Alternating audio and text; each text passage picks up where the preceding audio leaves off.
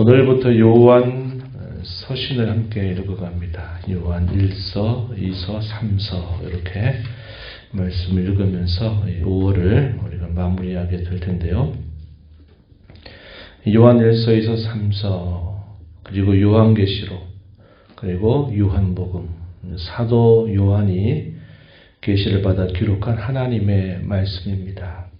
이 요한 1서의 내용을 보면 당시 그가 어느 시대 때 이것을 기록하게 됐는가 이렇게 추정을 하면 1세기 말 정도 될 것이다 이렇게 추정합니다. 그리고 우리가 잘 아는 바와 같이 신약 성경 가운데 가장 마지막에 기록된 계시가 요한계시록 반모섬에 유배를 당하고 있는 중에 계시를 받아 기록된 말씀이다. 우리가 이렇게 알고 있습니다. 요한일서 오늘 우리가 읽은 이 말씀의 내용에 보면은 앞부분의 내용에서는 예수 그리스도에 관하여 뭐라고 표현하냐면 생명의 말씀이다 이렇게 표현합니다.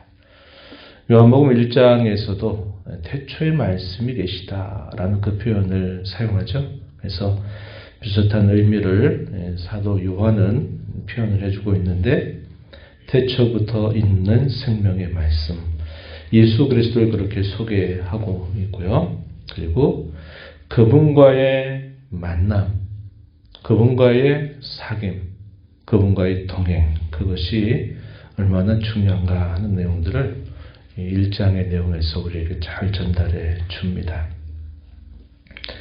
우리 신앙의 가장 핵심이라고 말하면 이걸 표현할 수 있겠죠. 예수 그리스도와의 만남, 또 그분과의 사귐 혹은 교제, 그리고 그분과의 동행. 이게 우리 신앙의 가장 유체다 이렇게 말할 수 있는 내용입니다. 그 부분에 대해서 사도 요한은 잘 설명해 주고 있다 하겠습니다. 1절로 한번 들어가서 보시죠. 태초부터 있는 생명의 말씀에 관하여 뭐라고 소개합니까? 우리가 들은 바다, 눈으로 본 바다, 자세히 보고 우리의 손으로 만진 바다. 사도 요한을 비롯해서 복음의 일꾼들을 표현하는 말이 여기 우리라고 하는 표현으로 볼 수 있습니다. 우리가 이 표현들을 볼 때 이 사도들에게 있어서도 주님과의 처음 만남이 곧 그들이 이렇게 예수님과의 인격적인 만남이 된 것은 아니었습니다. 주님이 누구이신 줄을 그들이 처음부터 다 알았던 것은 아니었어요. 3년 동안 공생의 기간 동안 동행하고 예수님의 말씀을 듣기도 하고 그분이 행하시는 것을 보기도 하고 또 그분의 가르침을 듣기도 하고 하면서 함께 보내긴 했지만 그러나 온전하게 그분이 누구이신 줄에 대해서는 제대로 알지 못했다 하는 것을 우리는 이 복음서의 기록을 통해서 잘 알게 됩니다. 그래서 여기 소개하고 있는 표현 들은 바요, 눈으로 본 바요, 손으로 만진 바라 라고 하는 이 표현은 단순히 육체적으로 내가 그분과 함께 보낸 시간이 있었다라는 것을 말하는 정도로 머무는 표현이 아닙니다. 이것은 그리스도와의 만남의 실제성에 대해서 마치 우리의 감각으로 듣기도 하고 보기도 하고 마치 손으로 만진 것처럼 그분은 실제로 우리 가운데 함께 하셨다. 우리를 진정으로 만나주셨다라고 하는 그런 의미에서 이런 표현들을 사용하고 있다 한 겁니다. 이 생명이 나타나신 바 되었다. 2절 앞부분에 소개하죠. 뭘 우리에게 떠올려 줍니까? 태초부터 있는 생명의 말씀 그분이 나타나신 바 되었다. 사람의 몸을 입고 이 땅에 탄생하신 그리스도 그분을 우리에게 떠올려 주는 표현입니다. 이 영원한 생명을 보았고 증언해서 너희에게 이 편지를 받는 성도들을 표현하죠. 너희에게 전하는데 그분이 누구시냐? 그분은 아버지와 함께 계시다가 우리에게 나타나신 바 된 이시다. 이렇게 소개합니다. 요한복음 1장에 보면 독생하신 하나님이 나타나셨다. 이렇게 표현하죠. 하나님의 유일하신 아들 성자 되신 그분이 우리 가운데 나타나셨다. 요한복음 1장에서는 그렇게 표현했어요. 여기서도 그와 같은 비슷한 표현을 전달해 주고 있습니다. 그러면서 사도 자신과 그 복음의 일꾼들이 먼저 만난 그 사실을 왜 그들에게 전해 주는가? 그 이유 혹은 그 목적에 대해서 이렇게 소개합니다. 3절 보시면 우리가 보고 들은 바를 너희에게도 전함은 너희로 우리와 사귐이 있게 하려 합니다. 예수 그리스도와의 참된 만남을 통해서 그분이 누구이신가를 목격하고 알았더니 사도들 혹은 이 복음의 일꾼들이 이 예수 그리스도를 그들에게 전하는 목적은 뭐냐? 그리스도와의 사귐, 더 나아가서 복음을 전하는 이 복음의 일꾼들과 이 말씀을 듣는 성도들 간의 진정한 사귐이 있기를 원하는 목적으로 이렇게 한다 소개를 해주죠. 우리의 사귐은 아버지와 그의 아들 예수 그리스도와 더불어 누리는 것이다 이렇게 소개합니다. 성도들의 교제, 이것의 진정한 본질이 바로 이것임을 말해주는 거예요. 먹고 마시고 또 함께 대화하고 함께하고 하는 어떤 인간적인 그런 친교에 머무르는 것을 두고 성도의 교제라고 말하기는 아직 부족한 것입니다. 성도의 참 교제는 예수 그리스도와의 인격적 만남, 그 그리스도를 중심으로 해서 서로 나누고 섬기는 일들, 이것이 있을 때 이것을 두고 진정한 사귐이다. 이러한 사귐을 우리는 성도의 교제라 말하고, 이러한 성도의 교제가 교회에 대한 우리 신앙의 고백에 있어서 대단히 중요하다는 겁니다. 누차 말씀을 함께 나누지만 마치 우리 몸을 혈액순환이 잘 돼서 우리의 몸이 원활하게 문제없이 잘 활동하게 되는 거죠. 혈액순환이 잘 이루어지게 되면 우리 몸의 신진대사라든지 몸이 건강해지는 것처럼 그리스도를 주님으로 고백하는 모든 성도들 간에 이러한 진정한 사귐이 잘 이루어지게 될 때 그 생명력이 발휘가 되는 겁니다. 그래서 사람들이 그 사귐 안으로 들어올 때 그도 그러한 생명의 좋은 영향력을 공급받아서 그도 그리스도인으로 날마다 변화되어 가는 그런 열매가 따라오게 되는 것이죠. 사도가 왜 이 태초부터 있는 생명의 말씀에 관하여 자신들이 이렇게 분명히 그분을 인격적으로 만났고 그분을 전하는 그 중요한 목적은 그분과의 사귐, 그리고 그분과의 사귐을 바탕으로 진정한 성도들 간의 사귐을 누리게 하기 위해서 이렇게 한다. 그 이유를 설명해 주고 있습니다. 4절에 가면 또 뭐라고 말합니까? 기쁨의 충만을 또한 말하고 있어요.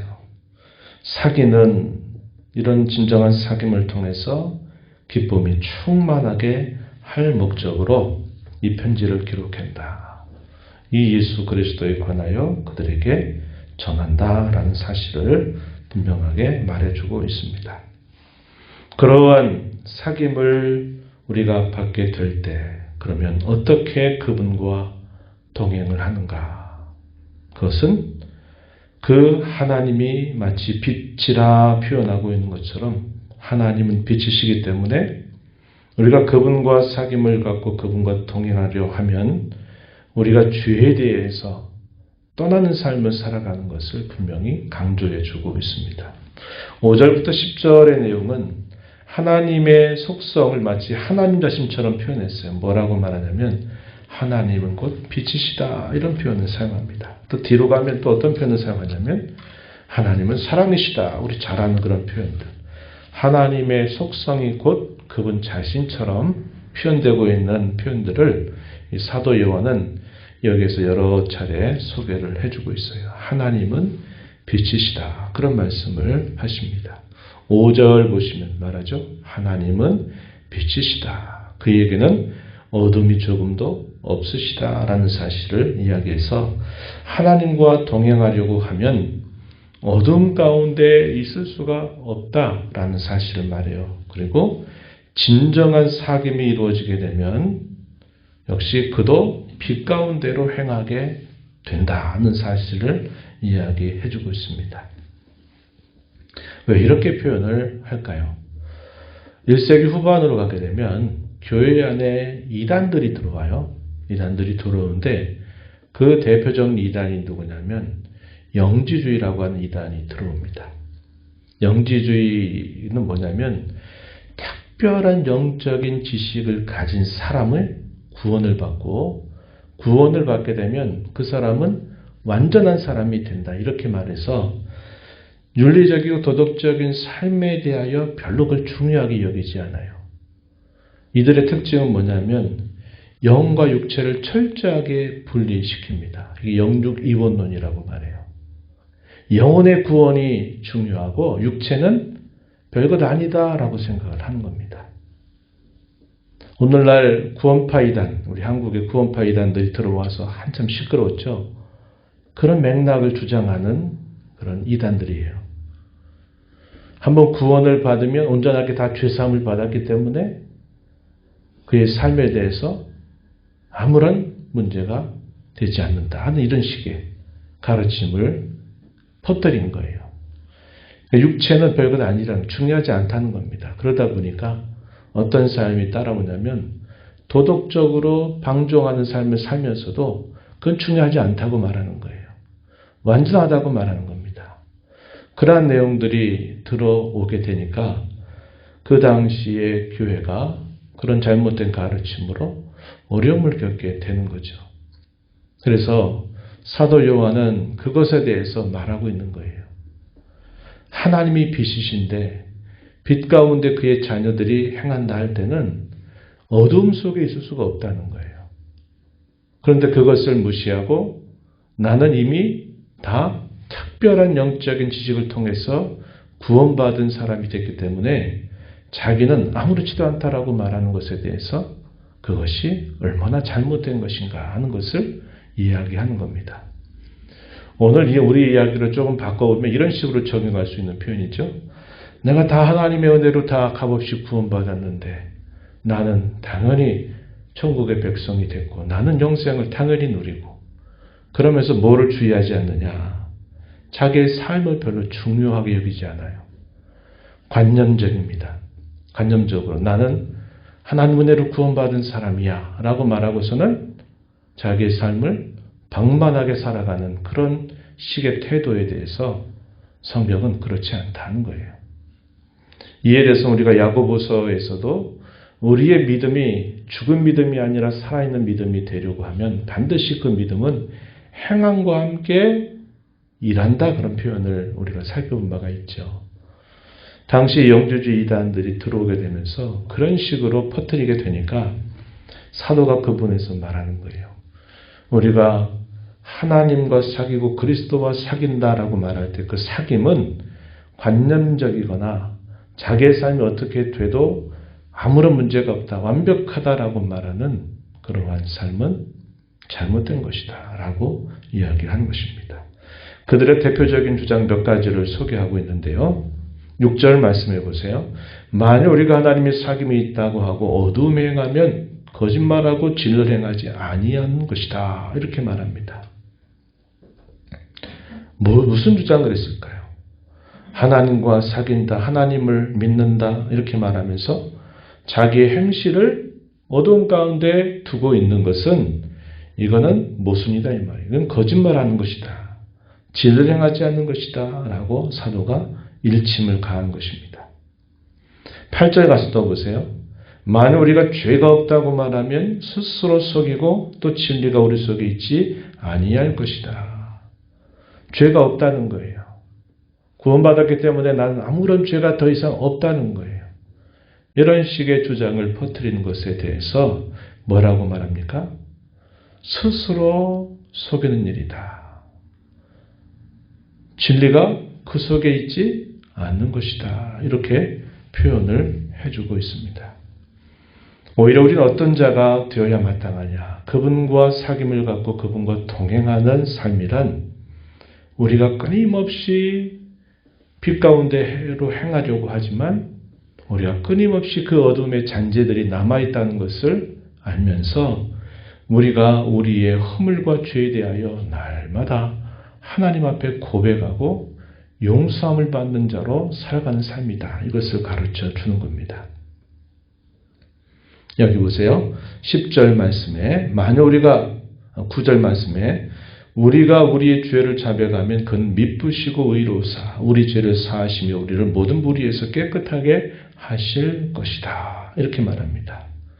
그러나 만약 반대로 8절에 했던 말을 또 한번 반복한 거죠. 10절에 보면 우리가 범죄하지 아니하다면 하나님을 거짓말하는 이로 만드는 것이니 그의 말씀 우리 속에 있지 아니하다. 이렇게 표현을 해주고 있습니다. 당시에 이런 영주주의 이단들이 어떤 식으로 영향을 미치냐면 소위 반율법주의라고 하는 이런 가르침을 퍼뜨리는 거예요. 율법은 더 이상 이제 필요 없다. 우리는 다 구원을 받았기 때문에 죄가 없는 것이고 우리는 율법이 더 이상 필요 없다. 이런 식의 주장을 한 겁니다. 그래서 도덕적인 방종으로 그들의 삶이 나타난 거예요. 우리 고린도 전서 말씀 읽으면서도 그런 내용들을 확인했죠. 내가 다 자유하다 이렇게 말하면서 방종하게 살아가는 삶에 대해 사도가 엄히 경고하는 표현들을 하고 있는 겁니다. 디도서 2장 14절 말씀에 이런 말씀이 있어요. 그가 우리를 대신하여 자신을 주심은 모든 불법에서 우리를 속량하시고 우리를 깨끗하게 하사 선한 일을 열심히 하는 자기 백성이 되게 하려 하십니다. 우리를 죄로부터 속량하시고 깨끗하게 하셔서 뭐 하도록요? 선한 일을 열심히 행하는 백성이 되게 하려 하신다. 구원받은 성도의 삶은 끊임없이 이러한 죄를 떠나고 거룩함을 힘입어 살아가는 삶이다 하는 것을 강조하고 있다 하는 것입니다. 그리고 또 반대로 이런 표현도 사용하죠. 하나님과 진정한 사귐을 갖고 그분과 동행하는 삶을 살게 되면 우리에게 어떤 열매가 따라오는가? 우리가 죄로부터 떠나는 삶을 살게 된다. 이 사실도 우리에게 가르쳐 줍니다. 7절 말씀 한번 보세요. 그가 빛 가운데 계신 것 같이 우리도 빛 가운데 행하면 우리가 서로 사귐이 있고 그 아들 예수의 피가 우리를 모든 죄에서 깨끗하게 하실 것이다. 이렇게 말합니다. 그래서 오늘 이 말씀을 통해서 우리가 확인하게 되는 우리 신앙의 중요한 요체는 뭐냐? 그리스도와의 진정한 만남, 실제적인 만남, 그분과의 실제적인 사귐, 그분과의 실제적인 동행.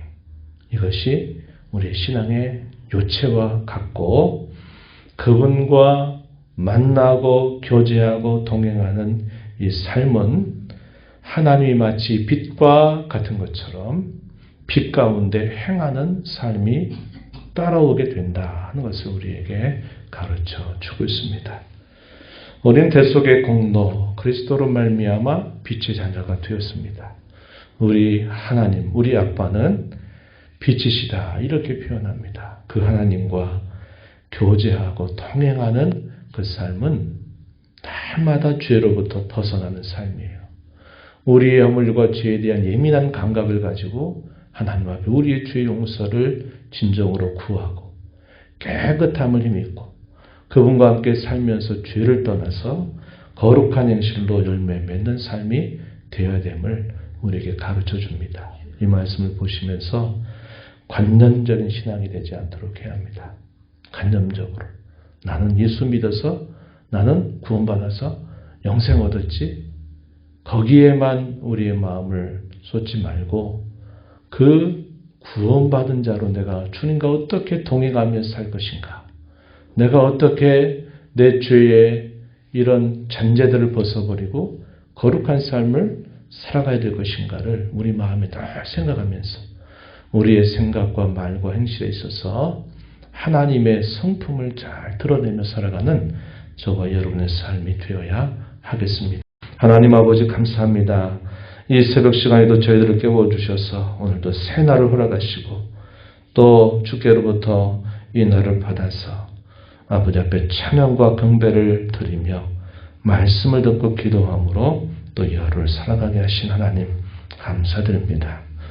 어두움 가운데서 무엇이 죄인지도 어떠한 일이 그 길의 끝자락에서 기다리고 있는지조차도 알지 못하며 살았던 어두움에 속했던 저희들을 우리 주 예수 그리스도의 대속으로 말미암아 저희들의 빛의 자녀로 삼아주신 하나님의 은혜에 감사드리고 빛의 자녀로 살아가는 삶이 어떤 삶이어야 될지 다시 한번 저희의 심령 속에 교훈하시고 깨우쳐 주셔서 저희들이 말만 그리스도인, 말만 구원받았다라고 말하지 않게 하시고 저희의 삶의 실제가 그리스도와의 사귐이 이루어지게 하시고 주께서 주시는 신령한 기쁨을 늘 얻어 누리게 하시고 죄를 떠나는 삶을 통해서 저희들이 하나님과 교제하고 동행하는 삶을 살게 해주시기를 간절히 바라옵나이다. 은혜의 보좌 앞에 나와 아버지 은혜를 구하는 모든 심령들의 간구를 기울여 주시며 응답해 주시기를 바라며 예수님 이름으로 기도하옵나이다. 아멘.